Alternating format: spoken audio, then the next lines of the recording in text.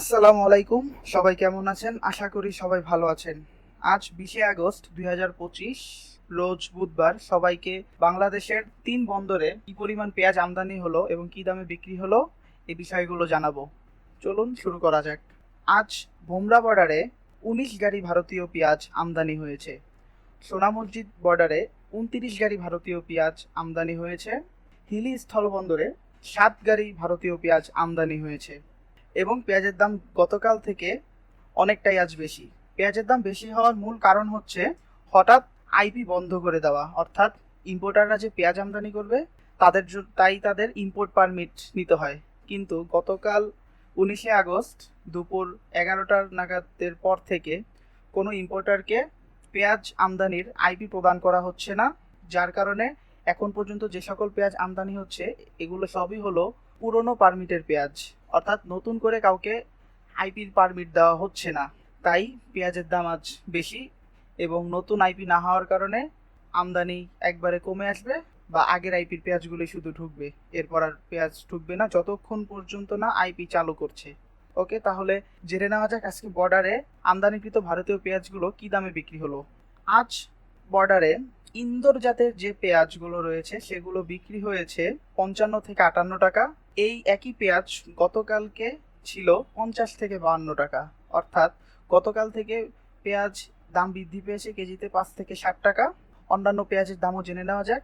আজকে বর্ডারে নাসিকের মিডিয়াম মোটা মাল বিক্রি হয়েছে 60 থেকে 62 টাকা এবং নাসিকের সুপার মোটা মাল বিক্রি হয়েছে 62 থেকে 66 টাকা।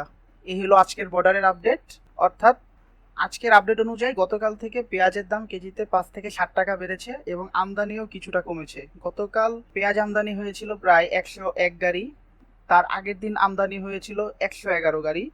সেই জায়গায় আজ 20শে আগস্ট পেঁয়াজ আমদানি হয়েছে মাত্র 57 গাড়ি। বর্তমান পেঁয়াজের পরিস্থিতি নিয়ে কিছু কথা বলবো। বর্তমানে পেঁয়াজের পরিস্থিতিটা খুবই আশঙ্কাজনক। আসলে কখন আইপি দিচ্ছে, কখন আইপি বন্ধ করছে, এর কোনো ডিসিপ্লিন নেই। আইপি দিল কিছুদিন, এখন আবার আইপি দিচ্ছে না, আবার আইপি যে দিচ্ছে না, আইপি যে বন্ধ সেটাও বলা যাচ্ছে না, কারণ সরকারের পক্ষ থেকে কোনো এখন পর্যন্ত লিখিত নোটিশ আসেনি যে আইপি বন্ধ। আইপিটা সাময়িকভাবে বন্ধ রেখেছে। আইপি চাইলেই আগামীকালও খুলতে পারে, আবার চাইলে বন্ধ রাখতে পারে। এখন কি করবে তা নিয়ে ইম্পোর্টার, ব্যবসায়ী সবাই আশঙ্কার মধ্যে আছে। আর কৃষকেরা তো আশঙ্কার মধ্যে অনেক আগে থেকেই আছে, পেঁয়াজ আমদানি হওয়ার পর থেকেই।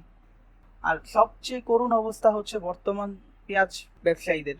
তারা হিসেব করছে লাভ হবে, হচ্ছে লস। মানে আমি বোঝাতে চাচ্ছি, যে চালানে ওনারা হিসেব করতেছে এই চালানে ভালো লাভ হতে পারে। একটা তো পেঁয়াজ কেনার সময় তো একটা অ্যাজাম্পশন কাজ করে যে হ্যাঁ এই চালানটা মোটামুটি পড়তা হয়েছে, কিনায় জিত হয়েছে, এটাতে লাভ হবে। কিন্তু ওই চালানে হচ্ছে লস, কিন্তু যেটাতে হিসাব করে লস হবে সেই চালানে হচ্ছে লাভ।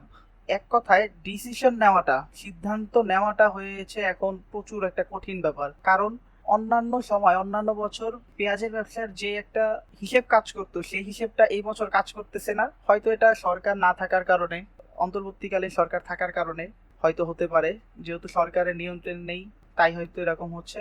আর বর্ডারের যে ব্যাপারটা, এটা শুধু বলে রাখি, দুর্নীতি হচ্ছে, ব্যাপক পরিমাণে দুর্নীতি হচ্ছে। যে যেভাবে পারছে দুর্নীতি করতেছে। এইখানে দেখার কেউ নেই, এখানে কোনো গার্ডিয়ান নেই যে এটা পরিচালনা করবে। যে যেভাবে পারতেছে দুর্নীতি করতেছে। গেট পাস বলেন, যাই বলেন, আমরা যাদের সাথে কথা বলতেছি, ইম্পোর্টার্স যারাই আছে, প্রত্যেকের থেকে শুনতে পাচ্ছি যে ভাই ব্যবসা করে শান্তি নেই। যে যেভাবে পারছে সেভাবে জালিয়াতি করছে, যেভাবে পারছে দুর্নীতি করছে। দেখার কেউ নেই, ধরার কেউ নেই।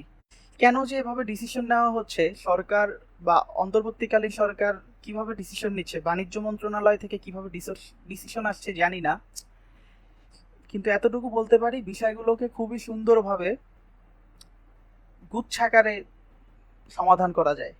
কিন্তু এটা না করে বিষয়টিকে জটিল করতেছে। সরকার কিন্তু কৃষকের আস্থা হারাচ্ছে একদিকে, আবার একদিকে ব্যবসায়ীরাও এক প্রকার বিরক্ত এই বর্ডারের এই বিভিন্ন ধরনের দুর্নীতির জন্য। ওকে, ঠিক আছে, আজকে পর্যন্ত এতটুকুই। আপনারা কি প্রতিদিন এ ধরনের আপডেট চান নাকি কমেন্টে জানাবেন কি বিষয়ে আপডেট চান, কোন বিষয়টা তুলে ধরলে বা কোন বিষয়ে আপনারা জানতে আগ্রহী আমাদের কমেন্ট বক্সে জানাবেন। আমরা সে বিষয়ে ভিডিও নিয়ে আসার চেষ্টা করব ইনশাল্লাহ। সবাই ভালো থাকবেন, সুস্থ থাকবেন। আল্লাহ হাফেজ।